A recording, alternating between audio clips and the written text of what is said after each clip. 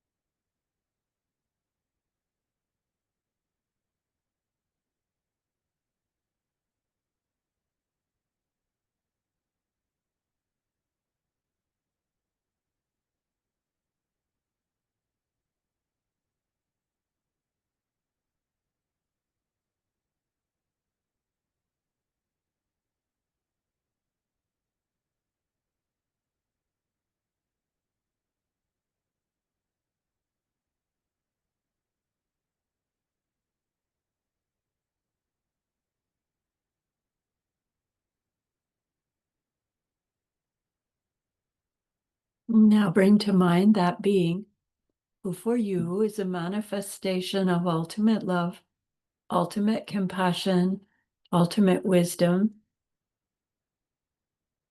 and see them there with you just by way of your thinking of them.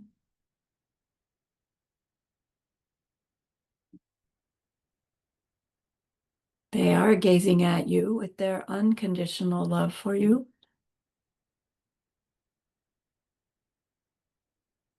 Smiling at you with their holy great compassion.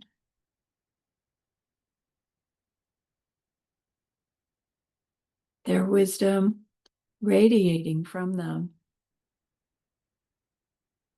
That beautiful golden glow encompassing you in its light.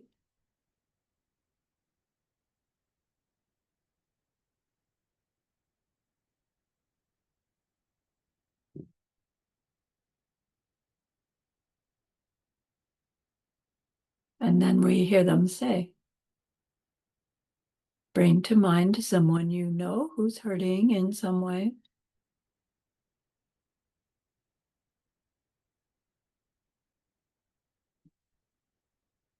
Feel how much you would like to be able to help them.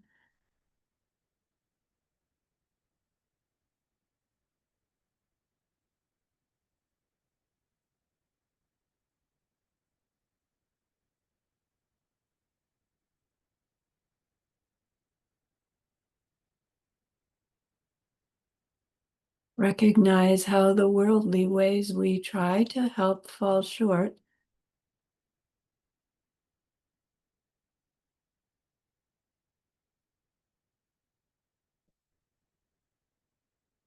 How wonderful it will be when we can also help in some deep and ultimate way,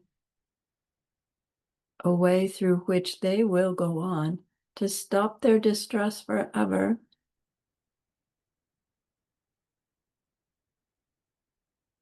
Deep down, we know this is possible.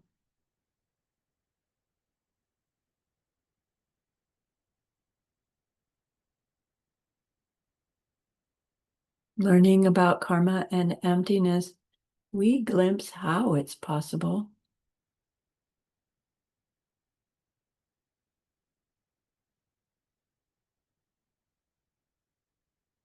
And so I invite you to grow that wish into a longing.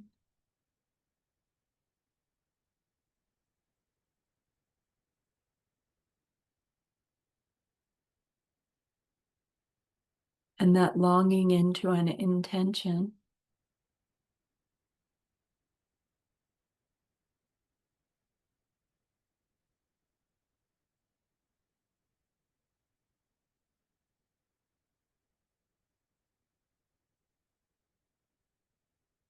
And with that intention, turn your mind back to that precious holy being. We know that they know what we need to know, what we need to learn yet, what we need to do yet to become one who can help this other in this deep and ultimate way. And so we ask them, please teach us that.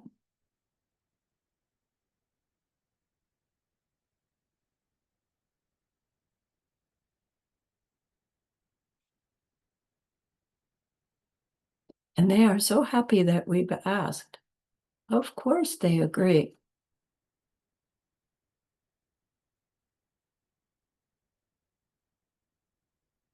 Our gratitude arises. We want to offer them something exquisite. And so we think of the perfect world they are teaching us how to create.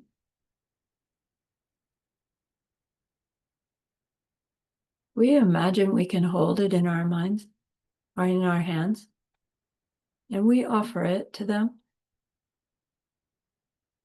following it with our promise to practice what they teach us, using our refuge prayer to make our promise. Here is the great earth, filled with fragrant incense and covered with the blanket of flowers. The great mountain, 4 lands, wearing the jewel of the sun and the moon. In my mind, I make them the paradise of a Buddha and offer it all to you. By this deed, may every living being experience the pure world. Idam Guru Ratna Mandalakam Niryatayami. I go for refuge until I am enlightened to the Buddha, the Dharma, and the highest community. Through the merit that I do in sharing this class and the rest, may we reach Buddhahood for the sake of every living being. I go for refuge until I am enlightened to the Buddha, the Dharma, and the highest community. Through the merit that I do in sharing this class and the rest, may we reach Buddhahood for the sake of every living being. I go for refuge until I am enlightened to the Buddha, the Dharma, and the highest community. Through the merit that I do in sharing this class and the rest, may all beings totally awaken for the benefit of every single other.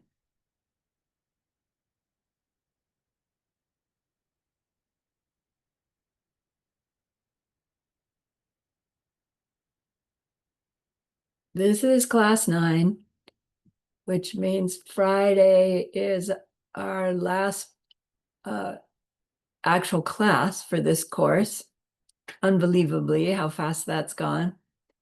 And then we have one more class, which is the review, where we go through the final exam questions, which it is the most important information that we want to take away with from this course. And those who have studied with me before know that I like to have you guys teach me the review course. And the reason I like to do that is that you get to plant seeds in your mind to see yourself sharing the Dharma. And that's such a powerful goodness that I do it that way. We don't record it, however, so you don't have to feel like your mistakes will go down in recorded history. And in this case, we have Spanish speakers. You are welcome, if you care to participate, to do so in your own language. And we'll figure out what you had to say, right? Roxana will help us. So what happens if you choose to join us in that is next class, at the beginning of next class, I'll go through the final exam and assign questions to each teacher who chooses to participate. So you are welcome to come to that class and not participate. That's absolutely fine. So next week at the beginning, or next class at the beginning of class, is when I'll do the assignments.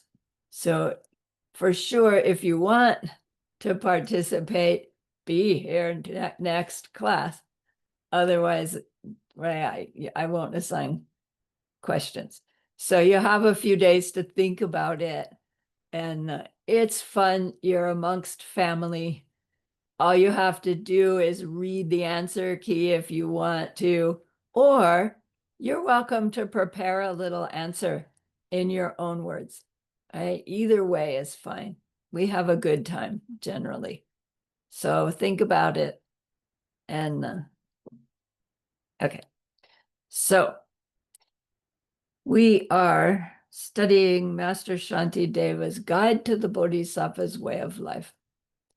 And he was telling us, well, first we learned about this idea of bodhicitta, which is through which we shift from a personal goal of reaching the state of mind called nirvana to the personal goal of reaching the state of mind called Buddhahood, right? The being Buddha versus being nirvana. Nirvana is defined as that state of mind permanently free of all mental afflictions and seeds for more of them, due to having experienced emptiness directly and then learn to live according to it in order to stop all the causes of mental afflictions. Mental afflictions, we learned, is any state of mind that disturbs our state of mind, any thought that disturbs our peace of mind.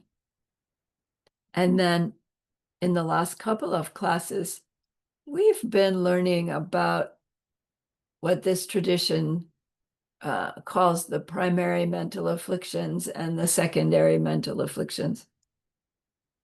The 6 primary mental afflictions being that stupid liking and stupid disliking, meaning the belief that the object's attractiveness and the pleasantness I get from it is coming from the object. And so, because of that, whatever I do to get the object will work, number one, to get it. And number two is okay, like is justified, because that's how I get the object. Anything I do to avoid the unpleasant, that's what I'm supposed to do. The stupid part, the ignorant part, is not understanding that whatever it is that I do towards another to get or avoid that pleasure that comes from that thing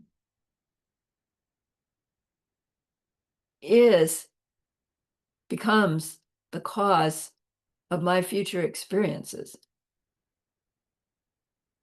So if I'm willing to do some kind of gross or subtle unkindness towards another in my effort to get that thing that's going to give me pleasure, I may or may not get the pleasurable thing. What I for sure get are the mental seeds to experience myself in some similar situation with that person, other, right, acting similarly towards me. Now it's not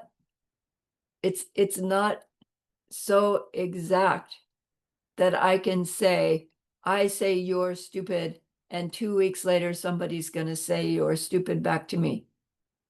It's much more subtle and shifting than that.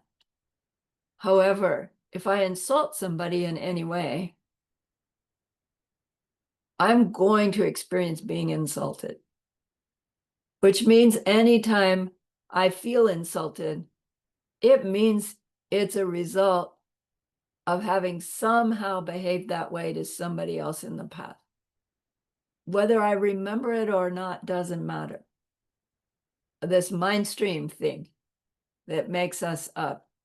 It's this perfect recorder, the video recorder and video player happening constantly. So if it's true that my action in any given experience is how I choose that action is influenced by how I'm thinking and feeling about the circumstance. When I'm thinking and feeling lovingly towards the other in my circumstance, I'm going to act lovingly. I am going to act kindly.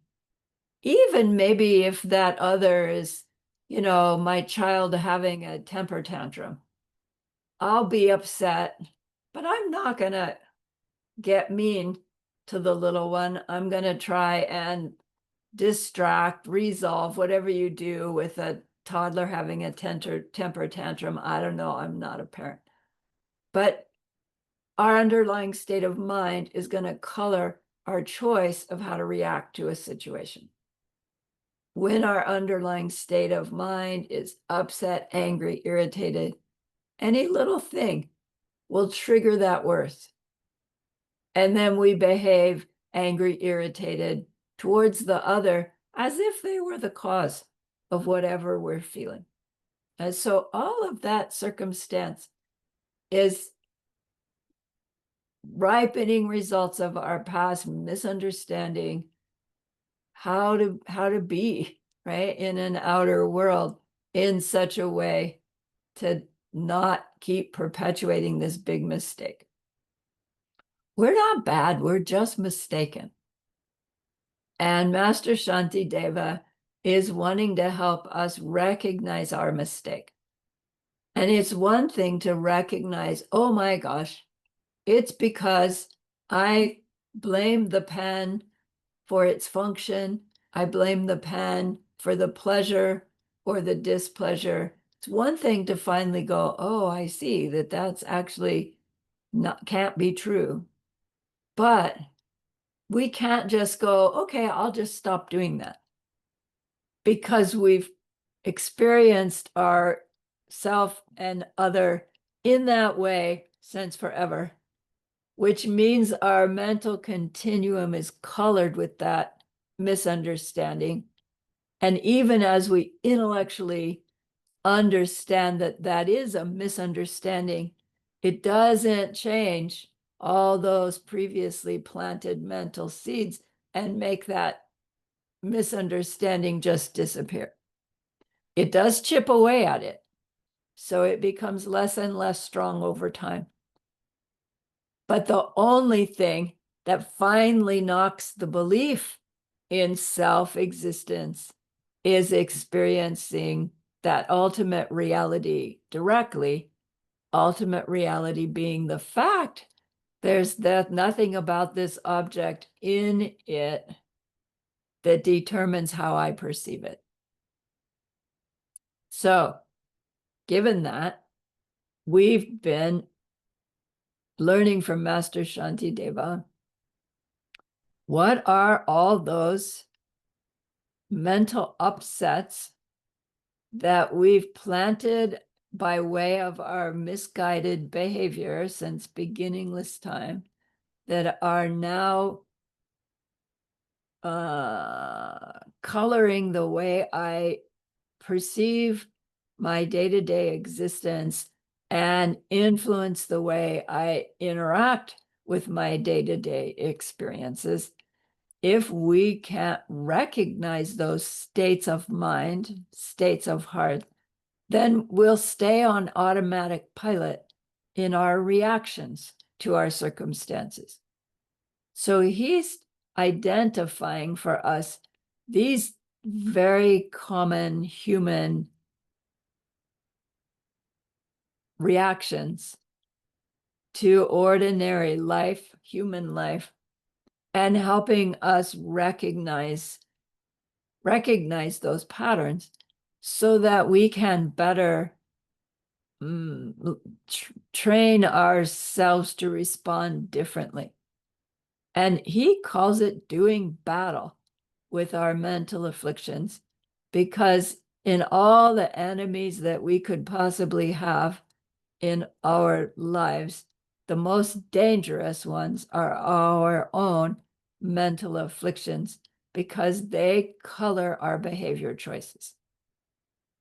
So we learned the 6 primary mental afflictions are that ignorant liking and ignorant disliking, the pride, I'm better, and the ignorance of karma and its consequences, and lazy doubt, not bothering to really get convinced of something that we've learned such that it will influence our behavior choices. And then those 5 kinds of wrong views, misunderstanding where things come from.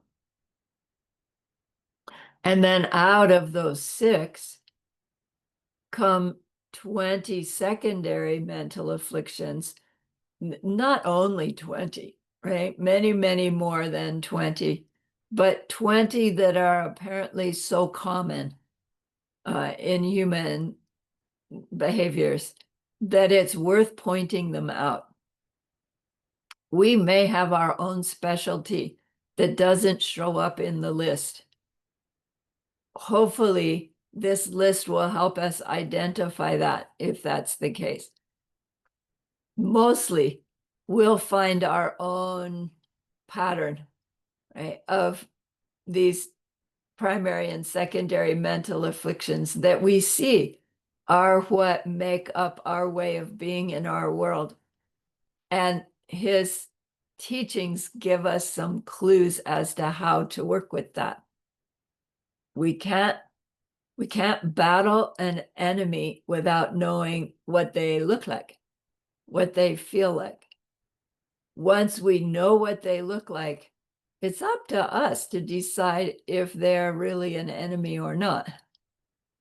And then even if we do decide they are in fact my enemy, it's up to us if the extent to which we want to struggle against them. These classes, courses 10, 11, 12, are going through this guidebook for how to carry this out. And of course, ultimately, understanding that concept of emptiness is the underlying weapon that is effective against every enemy, every mental affliction. Understanding the emptiness of the circumstance regarding it is what cuts its power.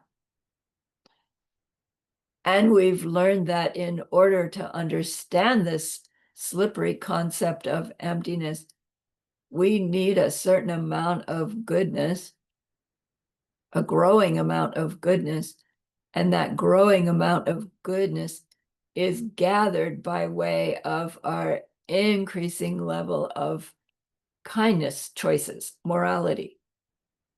So as our morality increases intentionally, our depth of understanding of karma and emptiness will grow.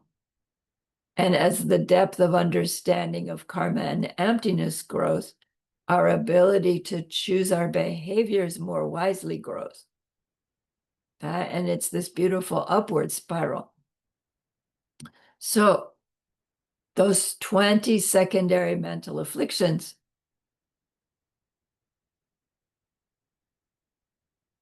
Secondary does not mean they're of lesser importance or lesser strength.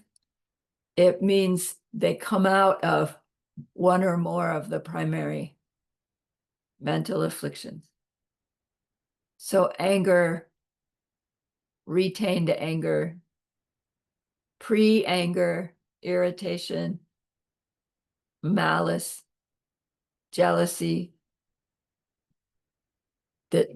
denial, right, of one's own negative qualities, just to oneself, pretense, shamelessness, inconsideration,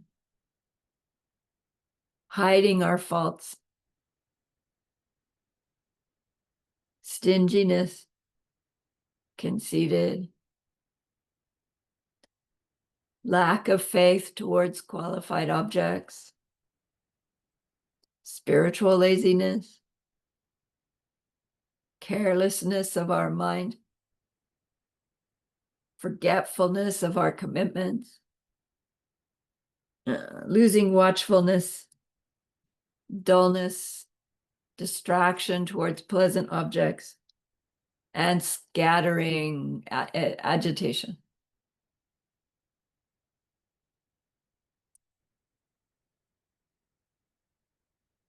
So this class is from chapter 5 of Master Shantideva's guide.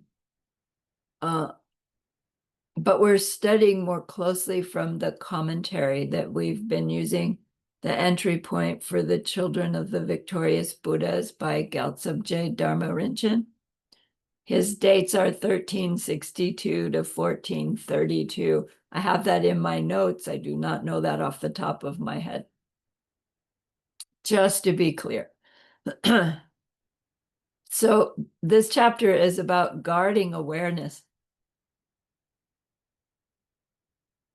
And Master Shantideva says, after we've committed ourselves to act like a bodhisattva, then we want to develop the ability to control our mind and our behavior in order to be able to live according to the guidelines that those vows have, right, that we've declared as those vows.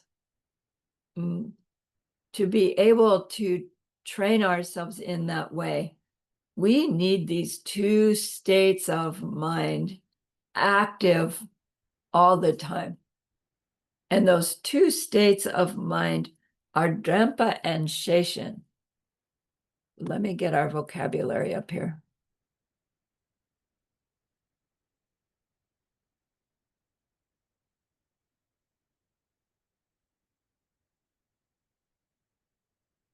We've studied the meditation module.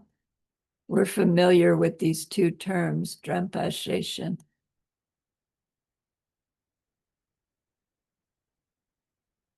There we go. Here they are, Drempa and Sheshin.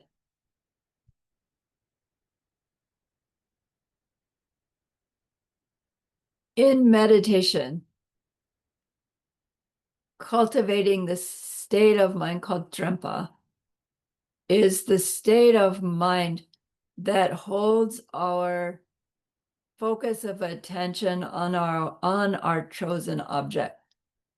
The term Drempa means recollection, which in English seems to say like remember, right? Why Samadhi often says, Sarani, do you remember that time we did blah, blah, blah? And then my mind would sort through memories and it would recollect, right? Recollect, remember. Here, it does have that meaning, but underneath that, once you bring up that memory, I would have to hold that memory in mind long enough to answer Samadhi, oh yeah, I remember, right, that we did this, and that. that being able to hold that topic in mind long enough to have a conversation about it is what we mean by recollection. So it really does have the retrieve the object and bring it back connotation.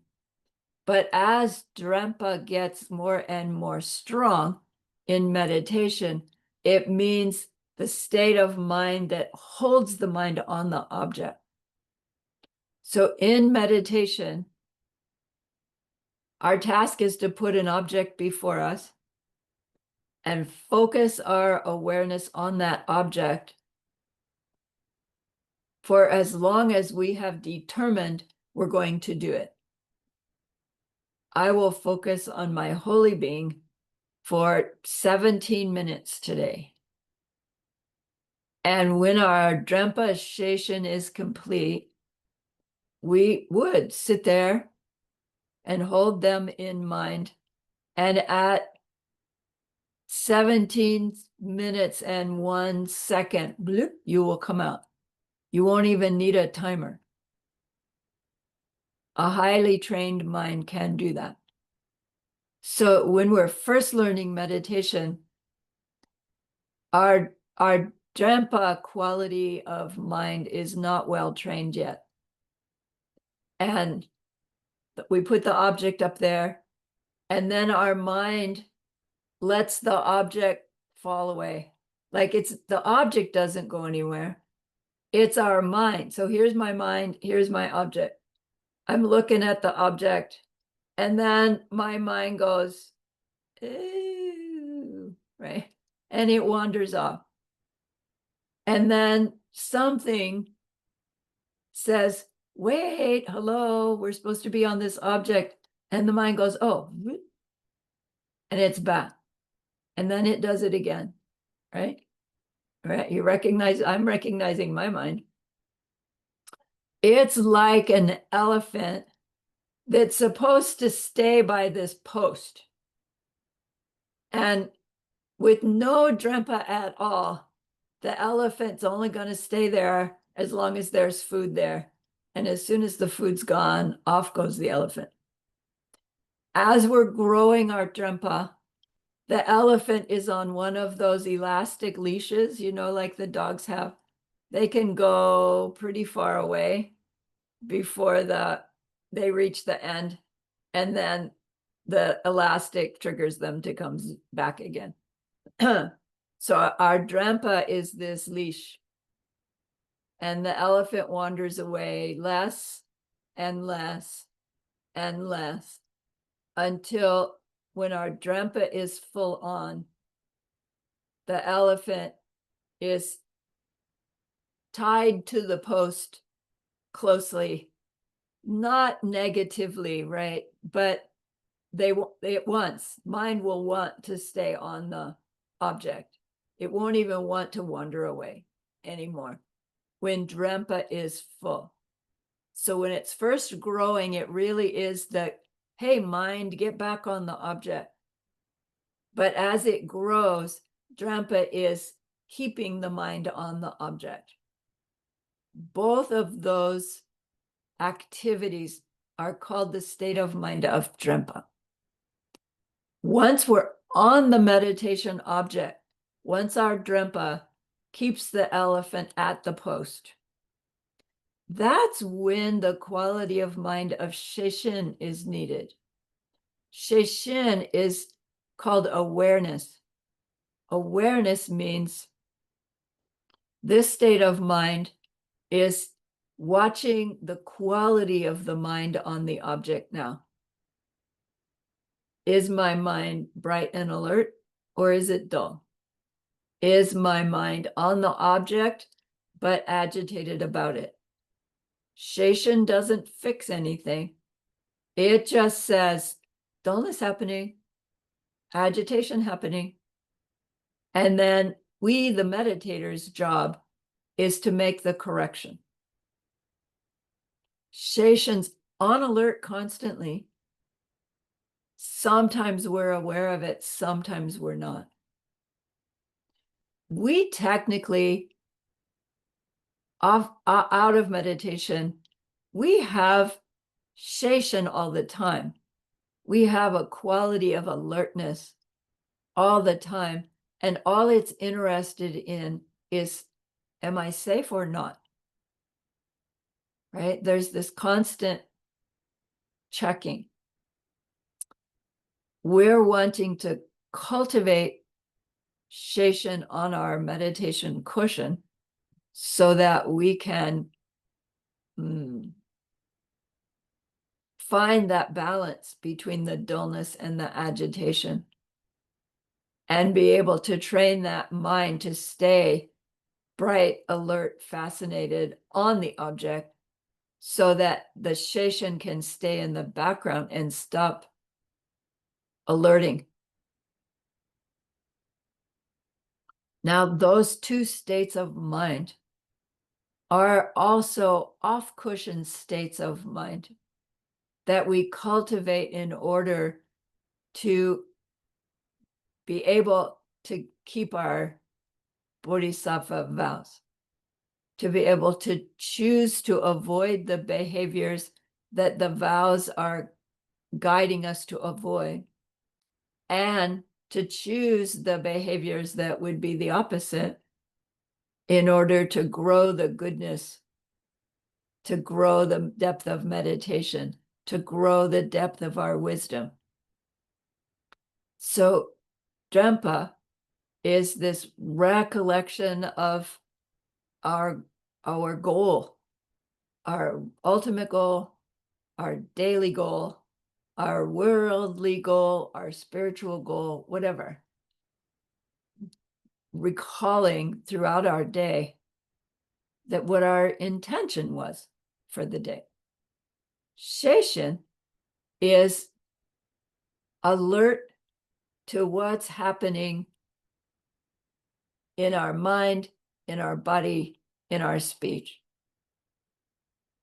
so that we, the subject side, can better make those behavior choices.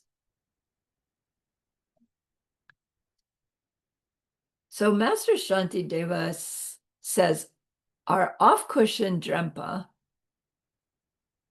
that we're wanting to cultivate is our recollection of our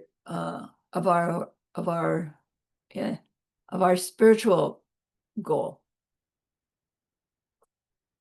And the basis of our spiritual goal in this tradition is called the three jewels: Buddha jewel, Dharma jewel, Sangha jewel. We studied it at the beginning of this course a little bit.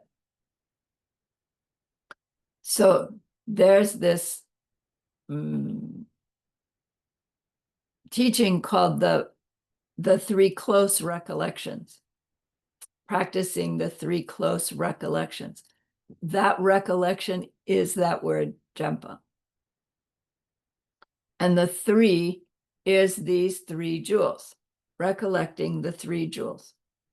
So on one level, it would be saying, let's cultivate our recollection of the three jewels all day long. And that's what refuge means, going for refuge. I go for refuge in the Buddha, I go for refuge in the Dharma, I go for refuge in the Sangha. And if we have strong faith in those three, that might be enough to plant seeds in our minds, to just say the words. For people who haven't grown up in that faith, probably just saying those words feels a bit empty. And so we study what refuge in the three jewels really means by way of studying what is it that makes a Buddha that attracts me so much. Why do I aspire to become Buddha? What is it about this thing, the Dharma jewel, that inspires me, that I can reach that goal? And what is it about the Sangha jewel that's going to help me do it? And when we understand the answers to those questions, our refuge in the three jewels becomes a personal, like a personal guide, a personal helpfulness. So Master Shantideva is saying, we want to grow this state of mind of recollection of the three jewels to recall the Buddha's good qualities. Buddha's good qualities is their four bodies.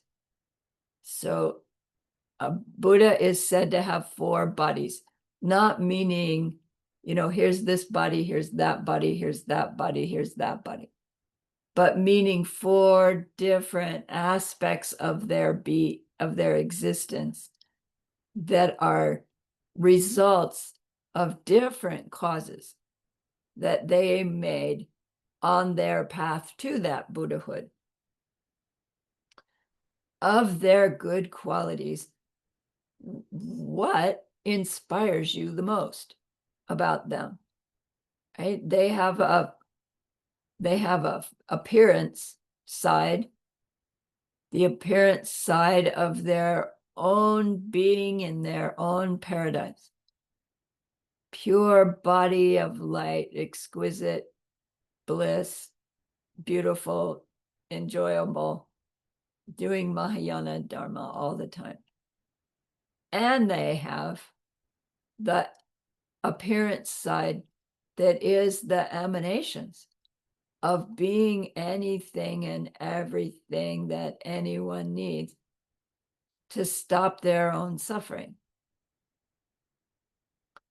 A Buddha has two qualities of their mind, aspects of their mind. The mind that's omniscient, perceiving directly the ultimate reality and appearing reality simultaneously in all times, all things. Within that, it means that they are directly experiencing excuse me,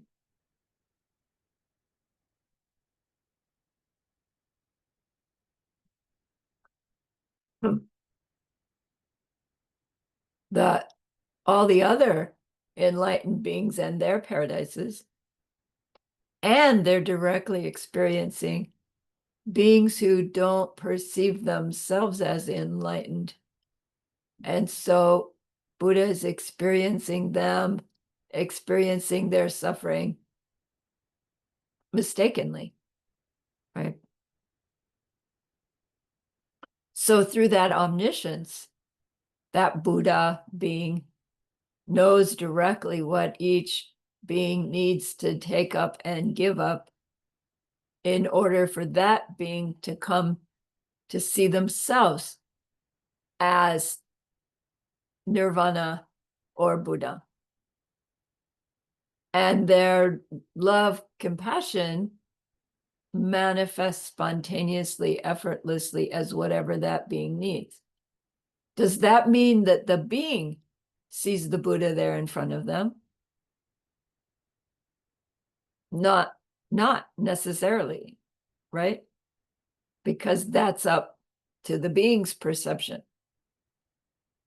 And then the fourth body of the Buddha is their emptiness, the no self nature of their omniscient being, their paradise being, their emanation being. All of those are ripening results of past virtue, ripening results of virtue planted, ripening results of virtue planted, and it's being spontaneously perpetuated.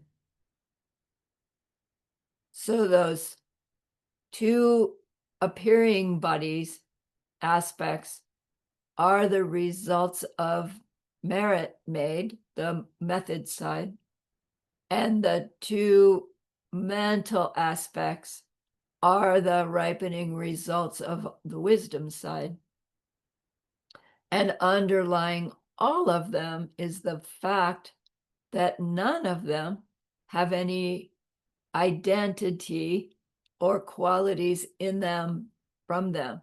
None of it is not that being's projections forced by their own mental seeds. So our close recollection can be, oh, there is at least one Buddha in this world.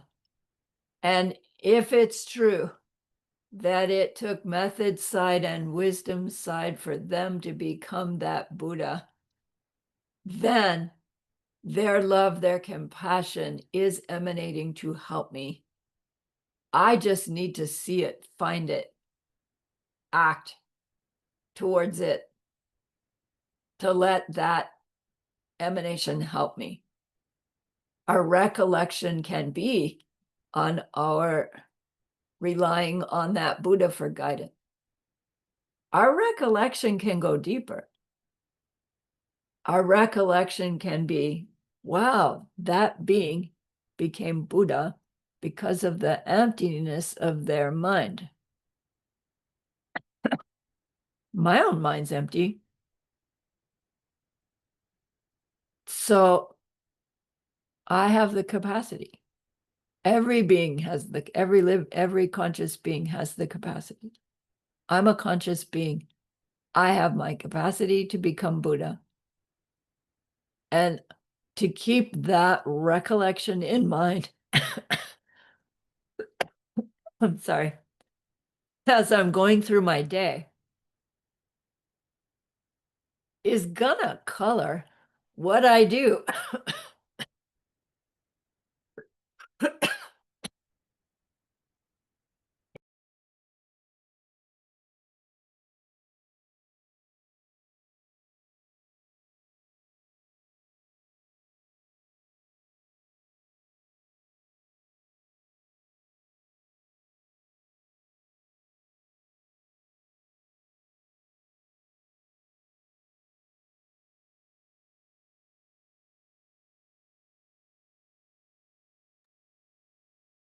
Thank you.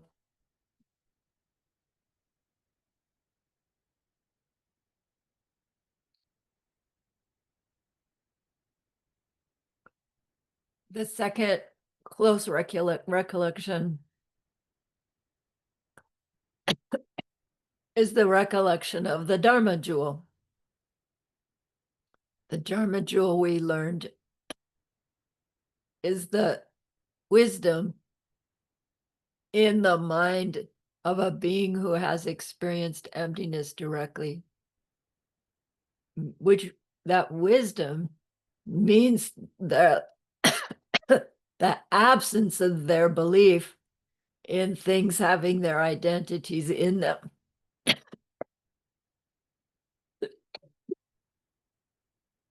so sorry, that's so annoying.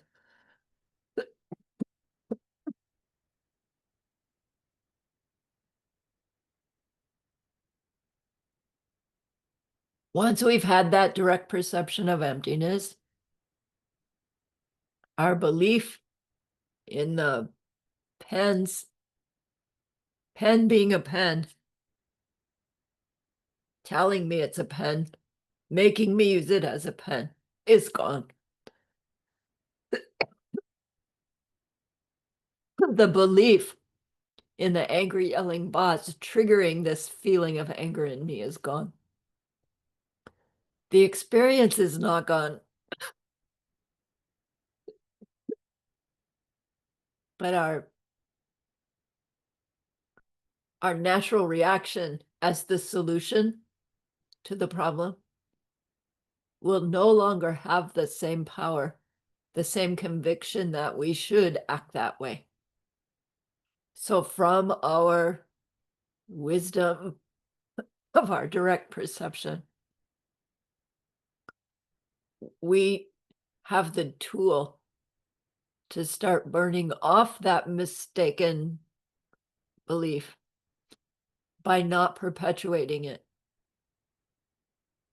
when an experience arises and we think the identities are in it, but don't believe it, already ignorance has not been replanted.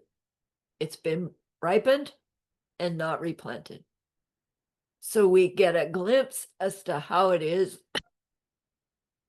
that experiencing emptiness directly is this doorway to the end of all mental afflictions and all the way to Buddhahood, if that was our motivation going into it. During that direct perception of emptiness, once we're out of it, we realize that we actually had an experience of the absence of suffering. So we now know it's possible. We realize we've also had the direct experience of the truth of Buddhahood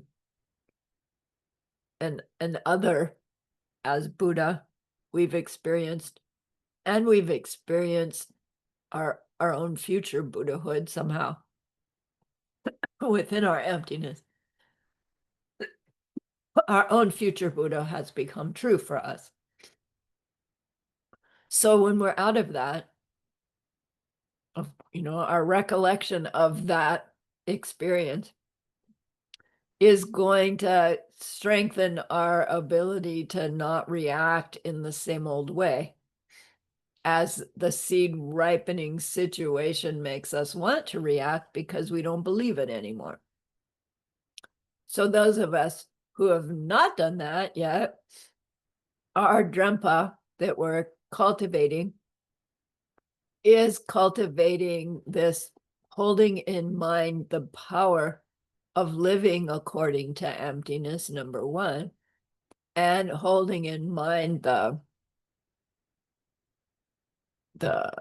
aspiration to build the circumstances to have that direct perception of emptiness because of how it's going to benefit ourselves in our behavior choices, through which we are going to better benefit every other in my world, our world. So we're growing our recollection on the benefit, power, and need to reach that ability to see emptiness directly at least one time in this lifetime before we die. The third close recollection is the close recollection of the Sangha jewel, which we learned means anyone who has had the direct perception of emptiness, because they are proof that it's possible. And they will in some way be trying to help us do it too, particularly if they are on their own Mahayana path. So our close recollection of, if there is an Arya in our life, how we can rely on them for guidance, for at least reaching the direct perception of emptiness, and how our close recollection on our aspiration to become Sangha Jewel, not because I want to be Sangha Jewel, but because it means I'm a being who does know that it's possible to get a glimpse of the end of suffering and how it will be achieved from a direct personal experience that made it real for me. So these three close recollections are not just about recall Buddha, Dharma, Sangha, somebody else's Buddhahood, somebody else's Dharma jewelhood, somebody else's Sangha jewelhood, but recall that this is my aspiration. And I understand well enough to know that how I choose my behavior moment by moment either blocks my ability to live according to emptiness better in the future, or helps grow my ability to live according to karma and emptiness in the future. How I behave now contributes to my ability to meditate deeply enough to see emptiness directly. So if our close recollection is on our aspiration to stop my own and others' suffering, then I would be wanting to point myself in the direction of responding to my experiences in ways that will cultivate the ability to become a being who can really help others. And I do that by way of how I interact with those others right now. That's Drempa. Like, wake up in the morning, turn on the Drempa. This is my ultimate goal. And I want to keep that in mind as I'm washing my car, as I'm going for a walk, as I'm going to the grocery store. And I don't know about your mind, but I can get that really clear, right, while I'm still laying in bed. And then I get out at the grocery store, right? And I'm looking for the pickles. They don't have my favorite pickles. What's the matter with this place? Or they moved the pickles to a different aisle. Why did they do that to me? Right? I mean, ordinary human mind just goes off. The elephant, right, is doing that thing. When my Drempa is strong, I'll be able to go and find the pickles wherever they are and use every moment of it to plant seeds to become Buddha. And it's like, wow, how can finding pickles make me a Buddha? Right. It's the way I use it. How I keep my mind directed towards my goal. We've all done it. We've had Drempa towards our goal of, finishing our training, finishing our education, achieving a project in our work. Like, we have Drempa. We just have it pointed at things that don't help us stop suffering.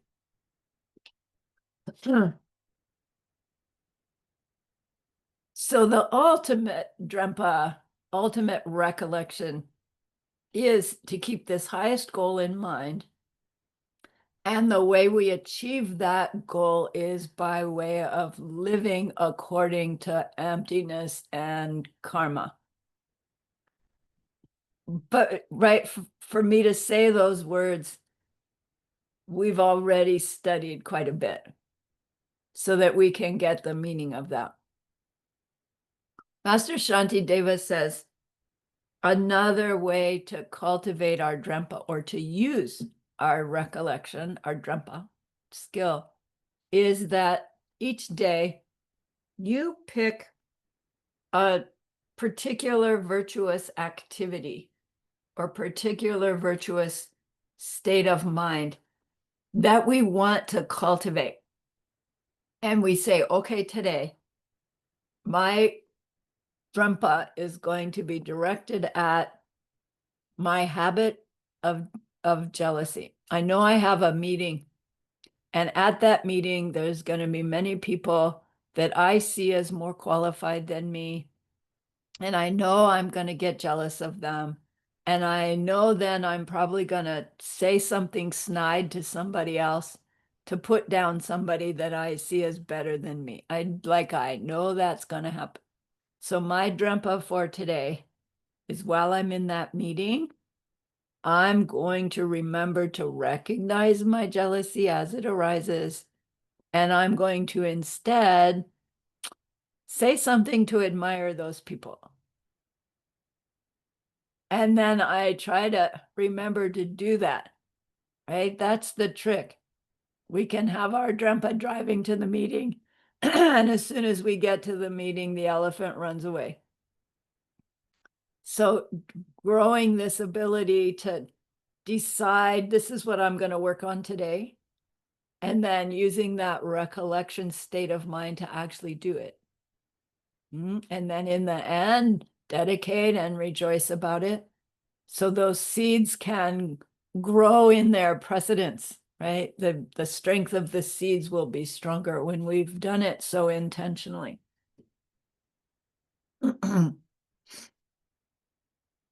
So what kinds of virtues might we choose? We have all kinds of beautiful lists. We can choose avoiding the 10 non-virtues. We can choose growing the 10 virtues. We can choose Tonglen, right? Today I'm going to Tonglen. Every time I get to a new place, the first thing I'm going to do is Tonglen. We can cultivate our death awareness.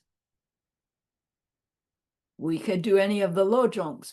We have so many practices that it's overwhelming how many we have.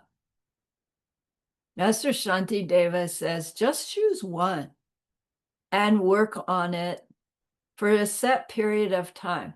I'm on a Tonglen all day. Work on my Tonglen ability, right? Giving and taking on the breath is what Tonglen is. For the next 2 weeks, from new moon to full moon, my primary practice is going to be Tonglen. And then maybe full moon to new moon, my practice will be my death awareness, right? We get this toolbox. And Geshe Michael says intentionally, he wants us to have a toolbox that we can go to and pull out the particular tool that we need at the time. Maybe life's too chaotic in some period of time to do deep emptiness meditations. Tonglen is this beautiful fallback because we're breathing all the time anyway. Or maybe life's calm and it's time to cultivate that death awareness or work harder on our emptiness meditations, right? We are given permission to self-assign practices once we know them, of course. All right. Drempa. That's Drempa. Let's take our break. Now that I can talk again, let's take our break. Hopefully it will hold.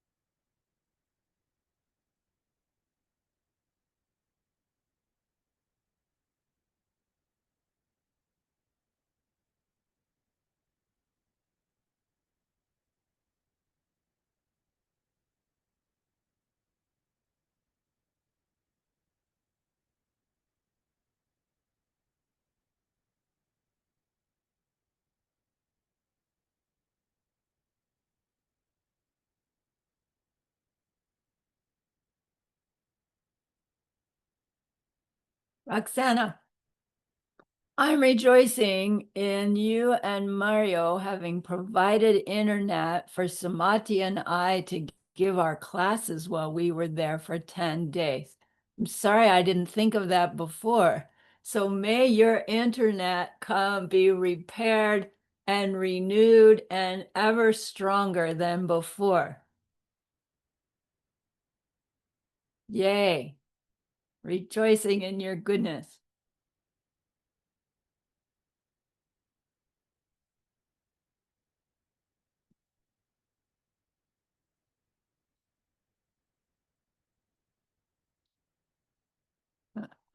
My elephant just came back on how to solve your problem. Took all night. All right, Shishin. Shishin means watchfulness. So recollection is holding the goal. Watchfulness is, what do I do about it? What do I do about it? What we're watching is the three doors. Shishin's attention is to what are called the three doors. Our doors are the doors of speech, the door of action, and the door of thinking. Right? So body, speech, and mind. Shishin is alert to what's going on there. What's going on in our body, what's going on in our speech, what's going on in our mind.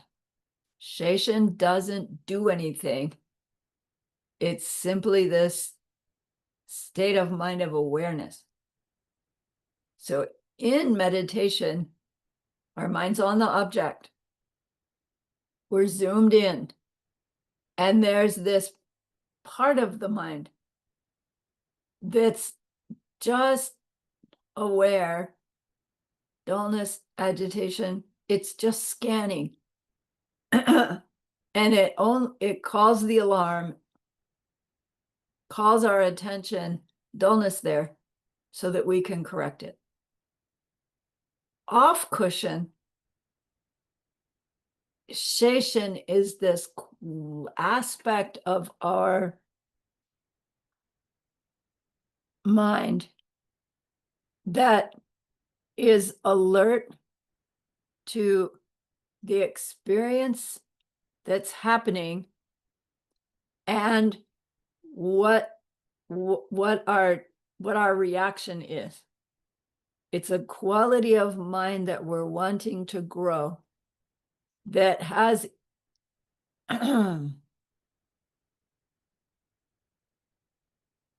that's focused on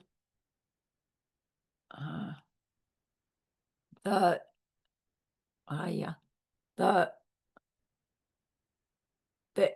impulse to act in response to a given experience. Right? So boss is yelling. I feel the reaction. The reaction's unpleasant. I'm feeling hurt. I'm feeling blamed. I'm feeling angry. We don't really take the time to identify those. The reaction comes up and we've acted. And that goes by so fast because we don't have this highly alert quality of mind shishin directed at that process, motivated by our recollection of wanting to become Buddha for the benefit of all beings. So when we have our recollection strong, and maybe our recollection is, I'm not going to yell back at the boss this time, then our shishin is alert. Am I about to yell back? Am I about to say something nasty? Am I, right? Is my impulse, what is my impulse? Shishin isn't the one that changes it. It's what is gonna buy us some time. So if we have this alert Sheishin, boss starts yelling, Sheishin goes, there's the yelling guy. And we go, okay. And then Sheishin goes, there's the feeling. And we go, okay. And Sheishin goes, you're about to yell. And we go, okay. Without that Sheishin, we've yelled back. With Sheishin, we're able to get this window of opportunity between the experience happening and what we do in response. Right? We're using Sheishin to help us shift from react to respond. And then as our ability to rely on our Sheishin grows, we grow this time frame in which we can actually choose a new response, a different response. We can shift from react to plant. Without this window that Sheishin helps us open up between the experience and our reaction to the experience, we really can't get off automatic pilot, because it takes this awareness of what my body, speech, and mind is about to do so that we can head it off at the pass, right? Sheishin, awareness.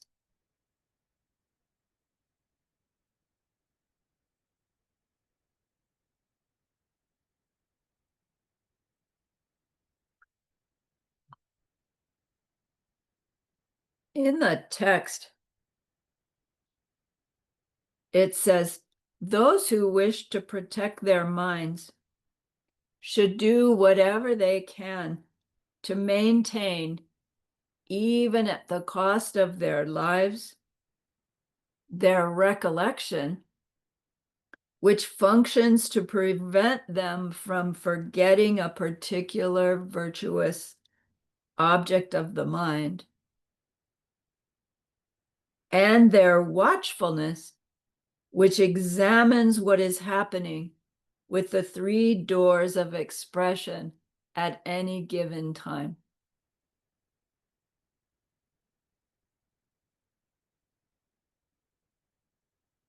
What my experience was that as my meditation got stronger and I did more of it, as in hours and hours a day in 3-year retreat, coming out of that, I did have this really strong quality of Sheishin out in my outer world for a while. I don't have it so much now. But what I found was that I overdid it, and that I was like more identifying with the Sheishin, the watcher, than actually with the engager of my world. And it was helpful because I really wasn't being reactive, but it felt like I wasn't really involved or engaged, right? I felt distant. You know, I think the psychological term is, I'm blanking out.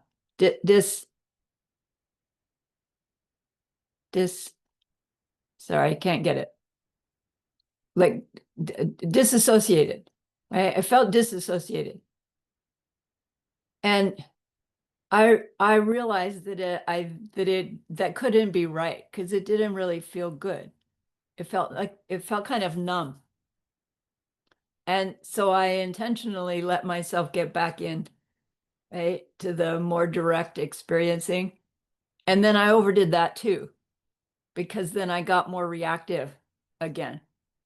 So there's some happy medium between being directly engaged But having this healthy station that gives us this time frame between that happening to me and my reaction to it is where we're trying to go.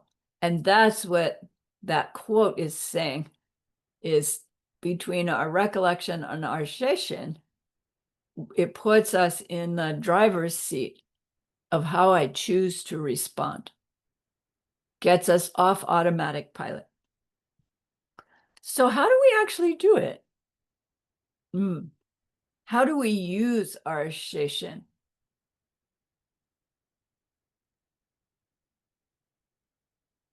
Apparently just by saying, okay, I'll cultivate my session, and when it's strong, I'll never say, and I'll never snap at David again. And funny thing, we can't just by willpower stop those habits because they're coming out of past seeds. But with Session, we can train ourselves to use our Session to cut the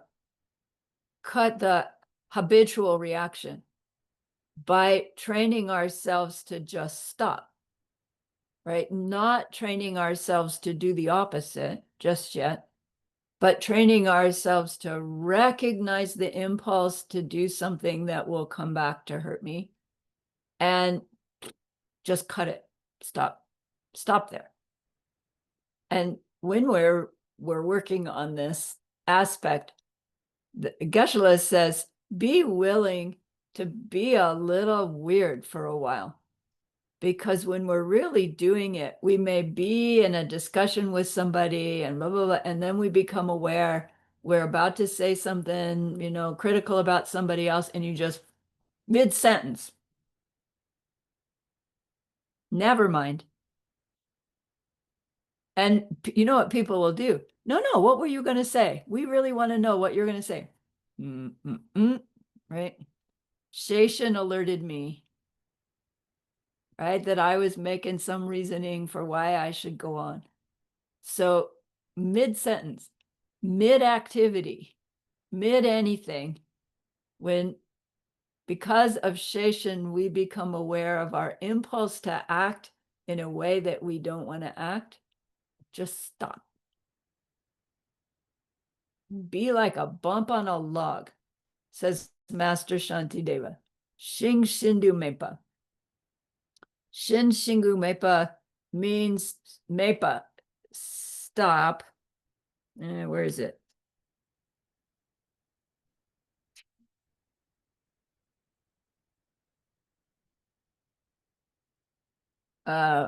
Be wood-like. Shing is wood. Wood, a piece of wood. Shindu is like, stay like a piece of wood. In English, we have the term be like a bump on a log. The bump on a log is the place where the branch came out. The log is dead. It's not changing. The bump on a log does not respond no matter what. Be like a bump on a log. But how do we do it when we're already engaged and carrying on? So in training our session, our watchfulness, says Master Shantideva, it's helpful to spend a period of time when we are actually less engaged with outer objects, because it's all this distraction to outer things and our attractions and aversions that come from them that keep us on this automatic pilot reactivity. So first of all, if you can, get yourself to some place that's got fewer of those distractions. And it's like, yeah, but I have a life, Master Shantideva. I can't just ditch my life and go live in the forest. He goes, yeah, I know. So for those who can't just decrease their sensory stimulation, then what we do is train ourselves to ignore it for a while. And he says, do the practice of lowering your eyes. So he means literally, when we are right out in our world, there's a certain amount of engagement that we need to do to stay safe, to get where we want to go, right? To achieve what we need to achieve. But all the rest of it is distracting and unnecessary and blocks our ability to cultivate our station. No, so we need to go to the grocery store. We drive the car. Do we keep our eyes on the road, be safe, get to the grocery store? Or are we, oh, look what's gone in over there? You know, look what a beautiful day it is. Healthy human behavior is to enjoy your safe trip in the car to the grocery store. Cultivating Station behavior is, no, don't get distracted by all of that. Do what you have to do to be safe. Get where you need to go. But forget all the rest of it, because it's all just interfering with our ability to recollect and stay mindful. Once you get to the grocery store, same thing. I know where the peanut butter is. Go get peanut butter.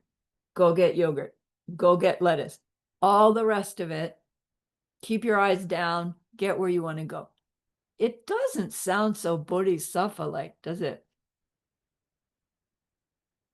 He says, okay, so you're walking along. Keep your eyes lowered.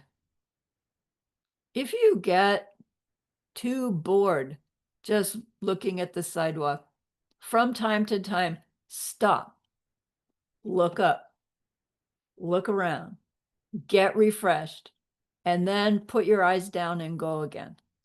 Do you feel how different that is? Normally we'd go, I'm bored, I'll look all around while we're still walking. He's saying, no, cultivate this intentional being different than before. He goes on to say, if while you're walking along, you encounter somebody, right? Your eyes are on the sidewalk, you come up to some feet, right? And you go, oh, person. Then be friendly, engage them. Hi, how are you? Nice to see you. Gotta go, right? Eyes go down and you move on your way. He says, from time to time, look up to make sure you're safe. Of course, you come to the curb, look up to see if there are cars coming before you cross the street. We're getting the idea. Is he's saying, really seriously, put blinders on for a while. In a safe way, right? In a gentle way. But the idea is it will show us how distracted we are. Eventually, we're going to use all that engagement as part of our path. That's Diamond Way. We use everything. But until we've disconnected from the automatic, oh, that's pretty, I like that, I want more, that's ugly, I don't like that, who made that, right? Until we've disconnected from all of that automatic behavior, we'll fool ourselves in thinking that we can use everything for the path, because until we have that no further belief in their own identity. So it's really useful to go through a period of time where we're zeroing in on our experience to the exclusion of all the extraneous stuff. Gently, kindly, if you live with other people, right, you don't ignore them. If they are not studiers, then you might want to say, you know, I'm doing this practice of trying to get better at controlling my impulses to act meanly. And for a while, it's going to seem like I'm ignoring you a little bit. It's not that. Please help me. You know, I'm trying to learn to live less distractedly. Please help me. Versus trying to do it in secret with amongst your family, that they'll know something's up, and then they'll very likely think that you're mad at them or something. So let them know what you're doing.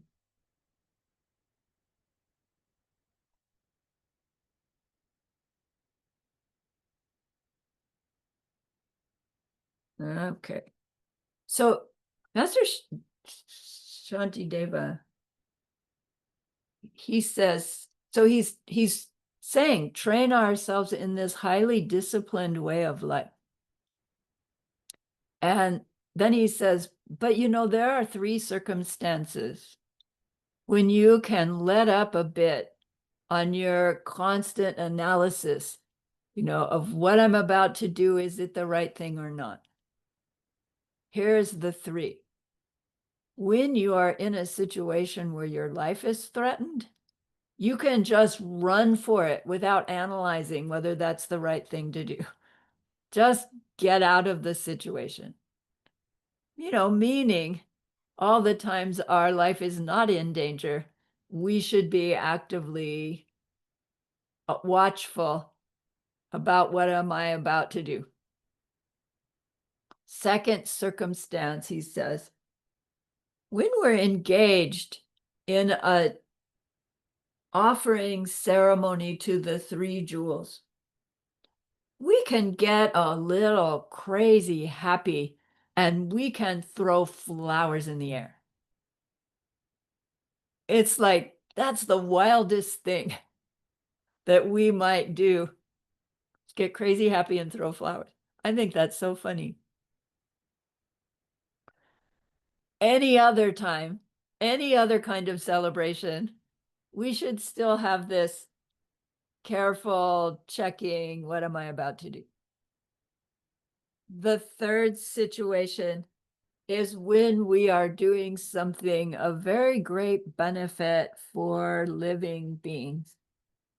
That once we are doing that deed, right, it's going to take some time. We don't have to be quite so careful with our behavior, because the goodness of the deed is going to, the momentum of that is going to carry us forward. We'll be on our best behavior anyway. So we don't have to be quite so strict with ourselves, with our analysis. He says, however, that means we've already done the careful analysis of our behavior by choosing this virtuous deed that we're going to do. Right? We've already applied our Sheshan and Drimpa to how we're going to carry this out. So I don't know, maybe we're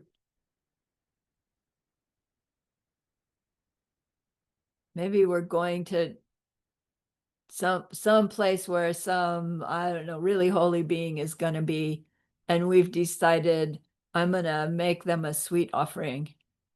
And we've decided that to make that sweet offering is like the most important thing that I can do for everybody in my world right now. And then as I'm taking that offering, negotiating traffic, etc., because I'm doing such a powerful thing, I don't have to be quite so careful. I don't know. I would kind of disagree with that. I think I still need to be really careful. But how often are we actually doing some deed that's a very great benefit for all living beings? How often are we in a celebration offering to the 3 jewels, and how often is our life threatened? All the rest of the time, we want to cultivate this highly alert Sheshan. Do you remember those 2 states of mind? self-conscientiousness, and other consideration, notsa and trelyu. Within this Sheishin alertness, these two states of mind, I'm going to avoid criticizing that other, even if it's just in my own mind and nobody will ever know, because it hurts me. And I'm going to avoid criticizing that other because somebody hearing me do it, they're going to criticize also. They're going to think less highly of that person. They're going to maybe do it too because I did it if they look up to me. Right? All of these different considerations. When our Sheishin is on, those two states of mind kick in to help me make the decision of how to act. If we don't have these cultivated so that they come up automatically, we've acted before they even turn on. That's why we're training them, so that we have an interaction. As our reaction to the interaction is arising, these two get in the way. The Sheishin, and then these three get in the way. And then from that, we choose a response based on our vows. But as I said before, Master Shantideva says, don't expect at first that even if we have Sheishin and those two states of mind that help us choose, we need to be able to not act from the old impulse before we can act from a new one. That's the bump on a log thing.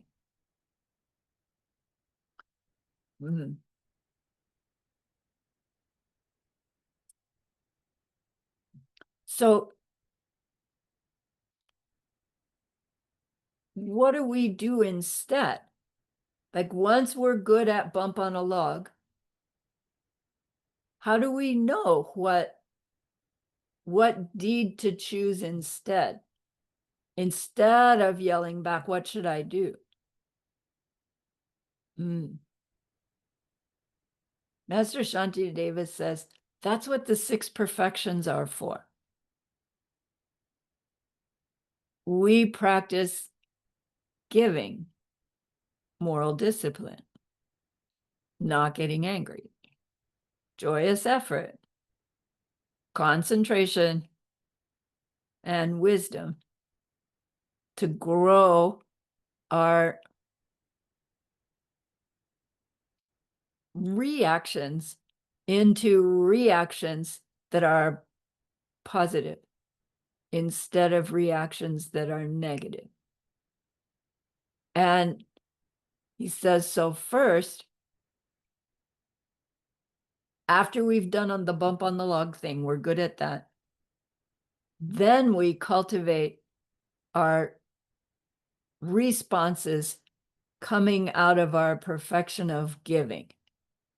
And it's like, wait a minute, the boss yelling at me has nothing to do with me giving material things. Yeah, but it probably has something to do with giving protection or giving love, or maybe even giving dharma, right? So the 6 perfections, at least the first 4 of them, probably some combination of them will always hold within them the answer, what do I do instead? So he must have said at this point, we train ourselves in the 6 perfections in order to replace our automatic reactions, so that that's what our what our response by way of, anyway, we're trying to get the 6 perfection behaviors to be our automatic reaction to experiences of life. And remember, he's speaking to mostly an audience of monks who are not really Mahayana yet because it hasn't taken hold yet. And monks' practices is Vinaya, discipline. So it seems like Master Shantideva is saying you focus your practice is on giving first, and then moral discipline, and then not getting angry, and then joyous effort. And he must have known his audience's mind is thinking, what? You give up your practice of morality in order to practice giving? How can that work? Right? Our whole practice is morality. And part of our morality is to not own anything. So how can I have anything to give? This can't be right, Master Shantideva. So he addresses it and says, it is true that you focus one by one on those 6 perfections, but it's not true that we focus on each one to the exclusion of all the others. And in fact, as we focus on them sequentially, starting from the first perfection of giving, the stronger our giving becomes, our practice of giving becomes, the actually more strong our morality becomes even before we're training in morality. And the stronger our giving and morality become, the stronger our practice of not getting angry has already become even before we're working on it. So how does that work? The practice of giving has these 4 aspects: giving material things, giving protection from fear, giving love, and giving the Dharma. Technically, the practice of giving in the open teachings has 3. They don't include the giving love. The giving love in the giving practice comes from Diamond Way.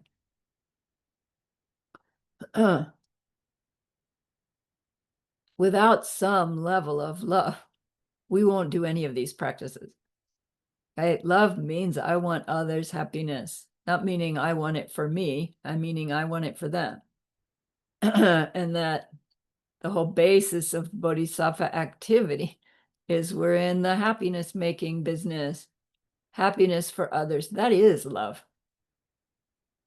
So I don't know why they would have left it out in this sutra level teachings, giving love.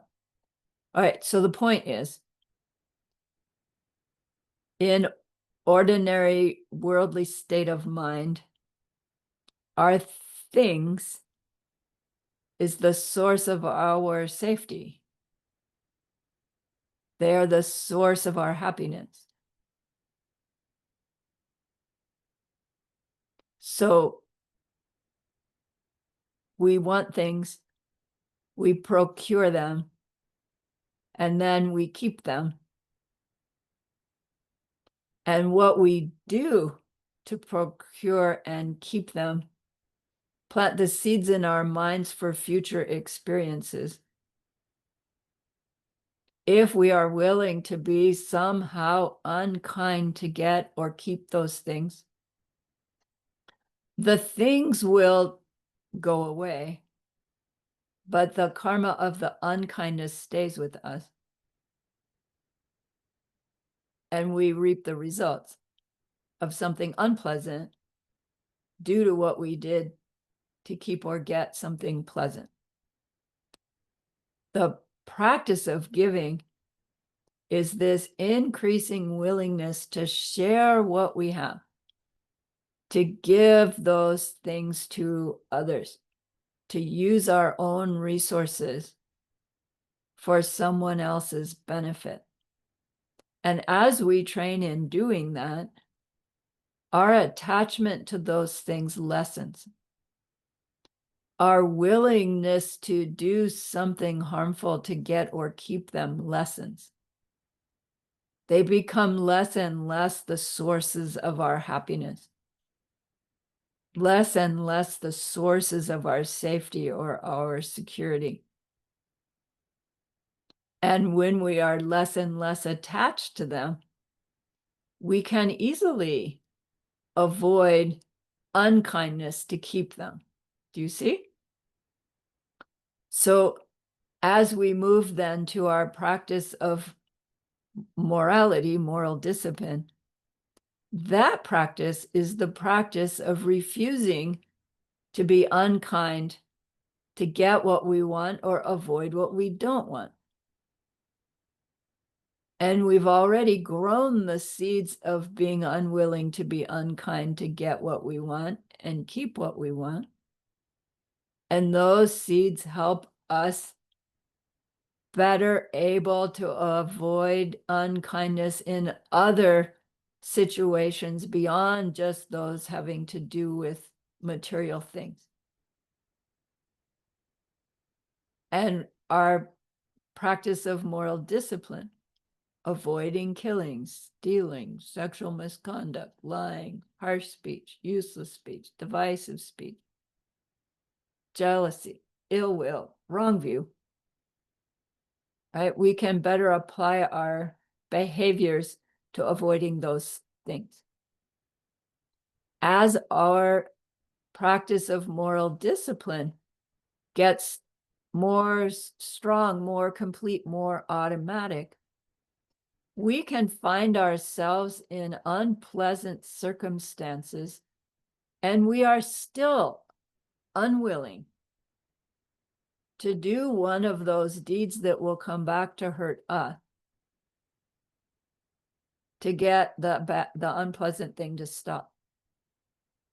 Because our giving has led to strong moral discipline, our strong moral discipline has led to this not needing to react negatively in an unpleasant situation. We already see that it's just going to hurt everybody again. So maybe the anger still arises, but it's like, I don't need to act in the same old way that anger says to act. I can act differently. I've shown myself that in my practice of moral discipline. And so our practice of patience, we're able to tolerate when it's too hot, when it's too cold, when we're waiting an hour for the doctor, right? All of those human situations where we get annoyed, we maybe still get annoyed, but all right, fine. Okay? We're unwilling to get nasty, to try to get our way, all the way up to not even feeling upset anymore. No impulse to yell back at the angry boss, right? We'll meet our edge. Yeah, I don't get irritated anymore. I can be patient. I can tolerate unpleasant things, but when they say that thing to me, blah, right? It's still triggered. That's when I use my grow my training in the practice of not getting angry, right? First, not react to the anger, to burn off the anger, right? When we study the chapter on not getting angry, Master Shantideva will say, go and kiss those people goodbye, the ones that make you angry, because your practice will make them disappear from your life. You know, maybe they move away, maybe they die, heaven forbid, maybe they become your best friend. Either way, them being the source of our anger stops, because we've changed ourselves by way of our giving, our moral discipline, and our not getting angry. We reach a point then where when pleasant things happen, great, I'll share them. When unpleasant things happen, great, I'll burn them off and not replant them. Great. Like whatever's going on, great. That's joyous effort. Having a good time, doing our giving, moral disciplining, not getting angry. Because whatever is happening, we're using it to replant kindness and unplant, weed out unkindness. There's no place else but life for us to do that.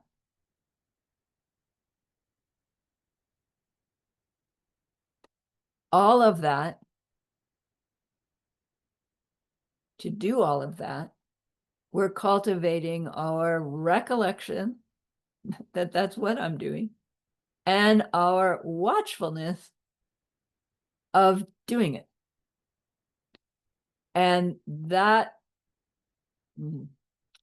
those two states of mind, off cushion, help our recollection and watchfulness on our cushion. And our concentration gets better. Our single-pointed focus gets better. We can reach shamatha, that platform from which our analysis of where things come from and don't come from can get more clear. Right? We go through the logic and come to a conclusion. And we think, yeah, I've got it. And then we do our outer practices and we go through our analysis on the conclusion. We come to our conclusion and it's like, oh, wow. Right? I got it. I got it deeper. I got it better. Until we get it in direct experience, direct perception of ultimate reality.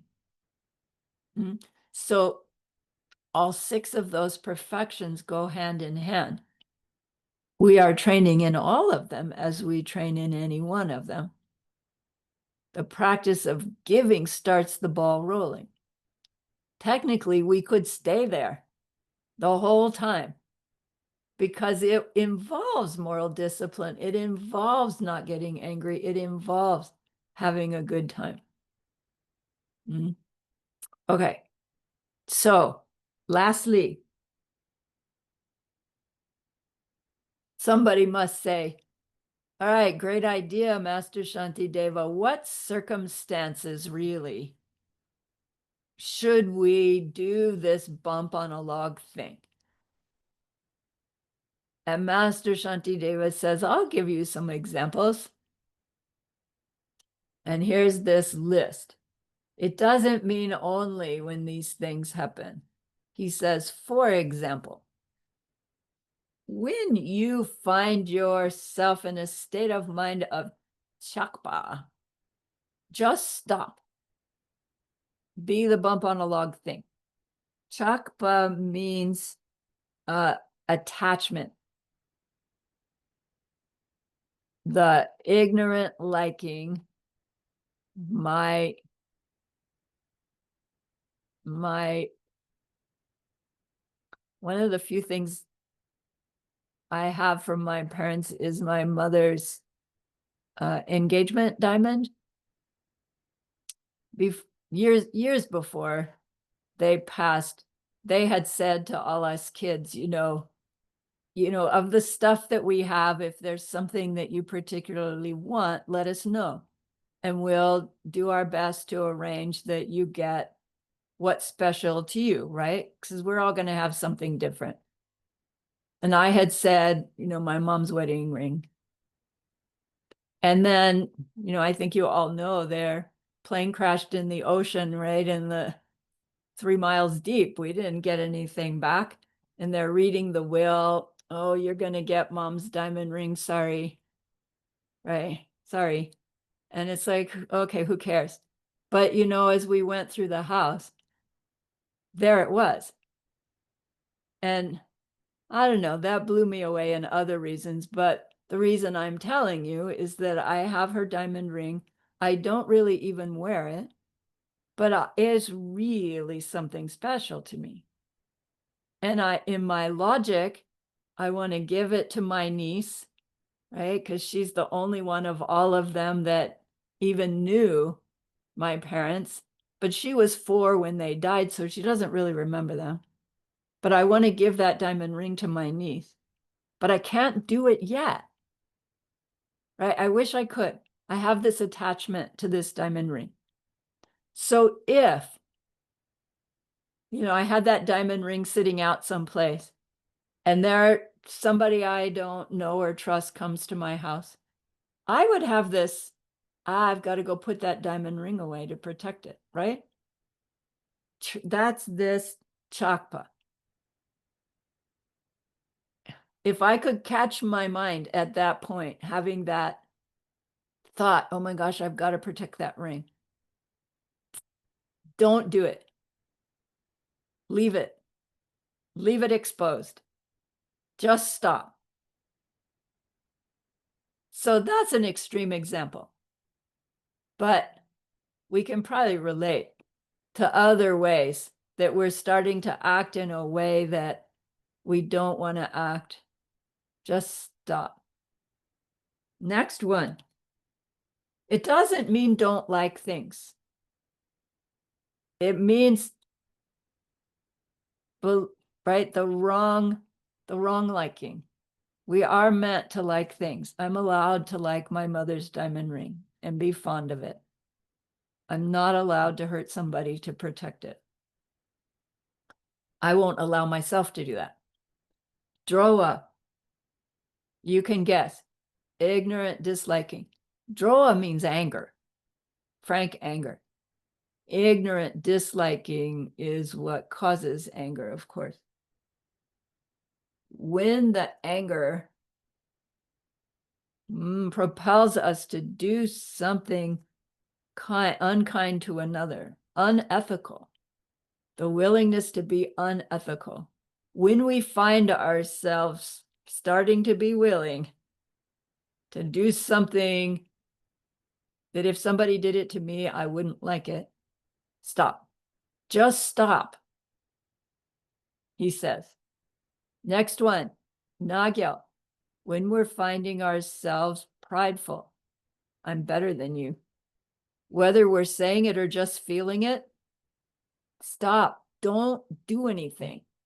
Because what we're gonna do is gonna be a seed that will come back to us as unpleasant, perpetuating samsara. Gyakpa is conceited. When we find ourselves feeling conceited, ready to act in a conceited way, just stop. Don't do it till the urge passes. Song Drua. We didn't have this one before. This is, the words mean to dig up an ant's nest. The ants are doing their thing. You get close, you dig up the ant's nest, they all just go, everybody gets frantic. To dig up an ant's nest means to point out somebody else's faults to other people, right? We're wanting everybody else to not like them so much. We're agitating everybody. And when we have the urge to do that, which apparently we must, stop. Just stop. Yogya means deceiving others. When we're wanting to do something intentionally deceptive towards another, when we're wanting to put up some kind of facade, right, to get for our benefit, deceiving. You catch yourself right ready to do that, just stop until the urge passes. Then do something else. Duck to means praising yourself. When you have the inclination to say something good about yourself to somebody else, just stop. You know, again, it doesn't mean you can't ever share good things that you've done. Of course not. But with this sense of puffed up pride, Geshe-la says, even when we're hogging the conversation, right, we're thinking that what we have to say is so much more important. Just stop mid-sentence if we need to. Shenmu means putting others down. It can be really subtle. Even just judging others, we're gonna be wrong, as we understand. When we act from our judgments of others. When we have the impulse, stop. And the last one, shewa, is when we find ourselves scolding somebody or yelling at someone, or the urge to hit somebody, just stop. Just stop. To be able to just stop, we need to be aware that we're having those impulses, those urges. And we need the recollection that, no, I've determined I'm not going to be like that anymore. And then the willingness to just let that weirdness of just stopping happen, even though people will, wonder. When you're old, they go, are you okay? Everybody thinks you're having a stroke when something happens, right? When you look like this and something weird happens, everybody jumps. Are you okay? Do I need to call 911? Right? It's like, no, I'm okay. I'm just dealing with a mental affliction here. You can't really say that in your outer world necessarily, but we think it, right? Yeah, I'm fine. Okay. Awareness, growing our awareness. It's not, right? Mindfulness is such a popular thing now. Be really mindful with every bite of oatmeal. It's useful for our central nervous system. It is useful for relaxation, but that's not the mindfulness we're talking about. We're talking about ethical mindfulness, right? Behavior, about to do a behavior mindfulness. Is that really what I want to do or not? All right. Thank you. Master Shantideva is awesome. Remember that person we wanted to be able to help? We've learned a lot. We've actually set into motion the end of their suffering. And that's a great, great goodness. So please be happy with yourself.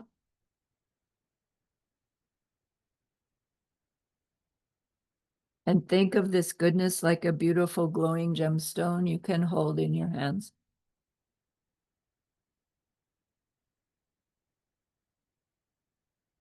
Recall your own precious holy being.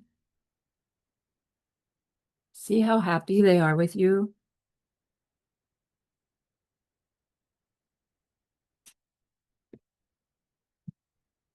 Feel your gratitude to them, your reliance upon them. Ask them to please stay close.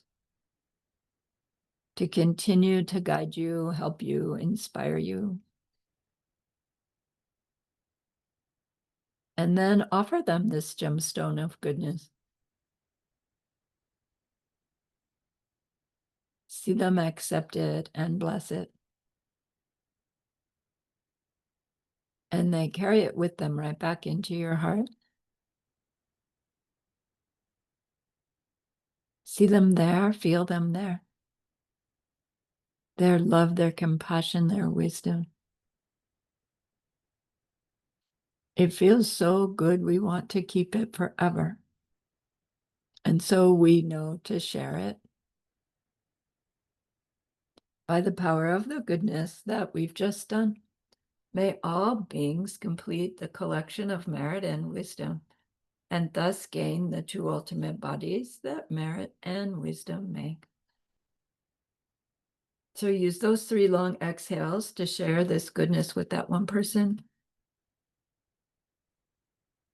to share it with everyone you love, to share it with every existing being everywhere.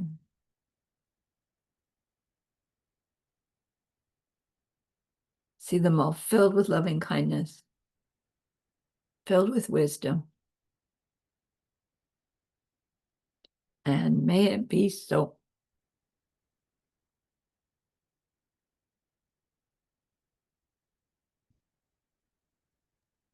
Okay. Thank you again so much for the opportunity to share.